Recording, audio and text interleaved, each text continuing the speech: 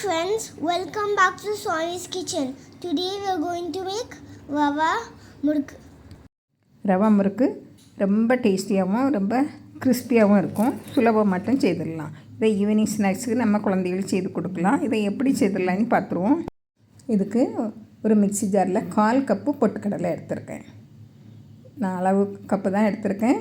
இங்கே எந்த கப்புலனாலும் 1/4 கப்பு எடுத்துக்கலாம். 1/4 கப்பு இதை நல்ல நைஸான பவுடரை அரைச்சி எடுத்துகிட்டு வந்துடுங்க. அது ஒரு சைடில் இருக்கட்டு. இப்போ நான் 1/2 கப்பு ரவை எடுத்திருக்கேன். நம்ம இந்த முறுக்கு செய்யறதுக்கு 1/2 கப்பு ரவை எடுத்திருக்கேன். அதனால் 1/2 கப்பு தண்ணி விடணும். நான் 1/2 கப்பு எடுத்தேன் இல்லையா, அதிலே தான் 3 கப்பு தண்ணி விடுவேன். அப்போ நம்ம அளவு கப்புக்கு 1/2 கப்பு வரும். நான் அந்த 1/2 கப்பில் 3 கப்பு தண்ணி விட்டுருக்கேன். ஒரு டீஸ்பூன் உப்பு, 1/2 டீஸ்பூன் மிளகாய்த்தூள், உங்களுக்கு காரத்துக்கு தேவையான அளவு போட்டுவிடுங்க. 1 டீஸ்பூன் ஓமம், 1/2 டீஸ்பூன் ஜீரகம் எல்லாம் போட்டு நல்லா கொதிக்கட்டு.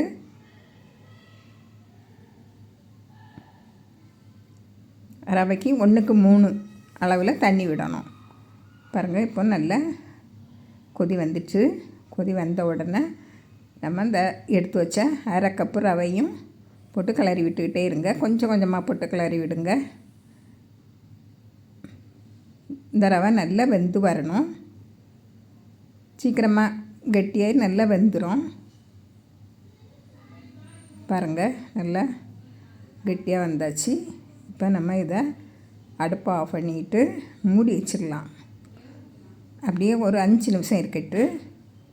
பாருங்கள், இப்போ வேறு ஒரு பாத்திரத்தில் மாற்றி வச்சிடலாம். அப்படின்னா நல்லா ஆறி வரும். நம்ம முறுக்குக்கு மாவு பசியும்லே அந்த ஒரு பாத்திரத்தில் எடுத்து மாற்றி வச்சுருங்க. நல்லா ஆறட்டு நம்ம கைப்பொருக்கும் சூடு வரணும். அதான் மூடி வச்சுருங்க. ஒரு 10 நிமிஷத்தில் நல்லா ஆறிடும். பாருங்கள், நல்லா ஆறி நல்லா கொஞ்சம் கெட்டியாகவும் வந்துடும். பாருங்கள், இதை நல்லா கட்டிகள் இல்லாமல் நல்லா பிசைஞ்சு விட்டுறணும். அப்படின்னா தான் நம்மளுக்கு முறுக்கு புளியச்சமையும் நல்லா ஈஸியாக வரும். இப்போ இதில் 1 கப்பு இடியாப்ப மாவு எடுத்திருக்கேன்.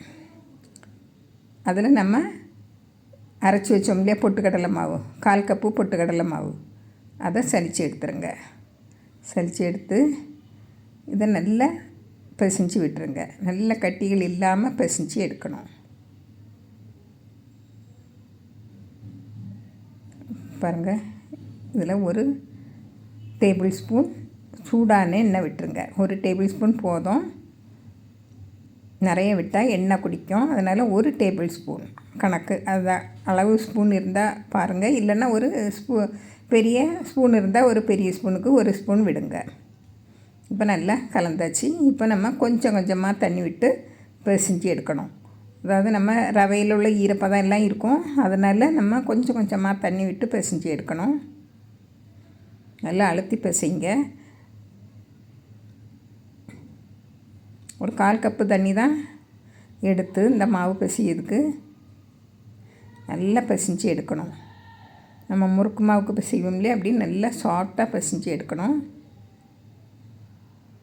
பாருங்கள், நம்ம ஒரு விரலை வச்சு அழுத்தினா இப்படி உள்ளே போகணும். பாருங்கள், நல்லா சாஃப்டாக பிசைஞ்சு எடுத்தாச்சு. இப்போ நம்ம முறுக்குக்கு நான் 3 கண்ணுள்ள அச்சு தான் எடுத்திருக்கேன். அதை இதில் மாவில் கொஞ்சமாக எடுத்து இந்த முறுக்கு குழாயில் போட்டுருங்க.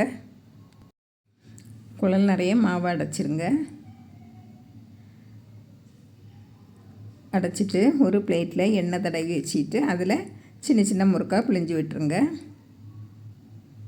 இந்த முறுக்கு நம்ம உளுந்து மாவு பொட்டுக்கடலை மாவு முறுக்கோடு நல்லா கிறிஸ்பியாக இருக்கும். வாயில் வச்சு கடித்த உடனே கரைஞ்சி போகக்கூடிய அளவில் இருக்கும். நல்ல டேஸ்டியாட்டம் இருக்கும்.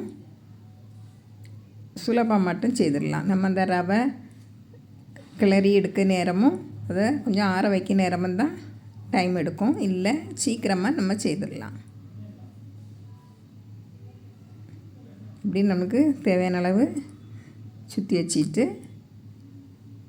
நம்ம சூடான எண்ணெயில் போட்டு பொரித்து எடுக்கலாம். பாருங்கள், இதை எடுத்து பாருங்கள். இப்படியே கையில் எடுத்து போட்டுடலாம். உங்களுக்கு அப்படியே போட முடியலைன்னா இப்படி ஒரு கண் அகப்பை இல்லைன்னா ஒரு தட்டு அகப்பை எது இருந்தாலும் அதில் வச்சு போட்டு பாருங்கள். இப்படி பாருங்கள், இப்படி போட்டுருங்க.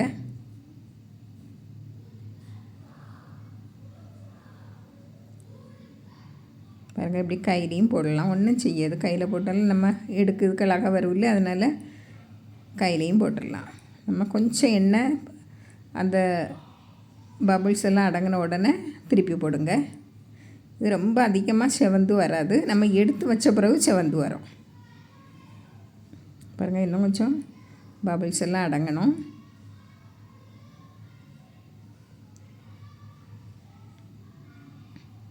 பாருங்கள் பபிள்ஸ் எல்லாம் அடங்கிட்டு இப்போ நம்ம எடுத்துடலாம்.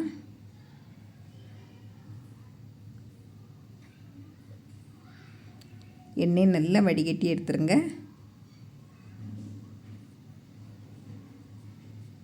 எண்ணெயும் அதிகமாக குடித்தாது. இப்படியே நம்ம இருக்க மாவை எல்லாம் சுட்டு எடுத்துடலாம். உங்களுக்கு ரொம்ப கிறிஸ்பியாக வேணால் கூட கொஞ்சம் நேரம் போட்டு கொஞ்சம் லைட்டாக செவந்தோடணும். இதுக்கு மேலே செவந்து வராது, தீஞ்சு போகும். அதனால் பார்த்து எடுங்க.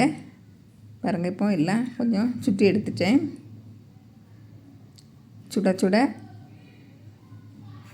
சாப்பிட்றதுனால இப்போ முறுக்கு குறைவாக இருக்குது.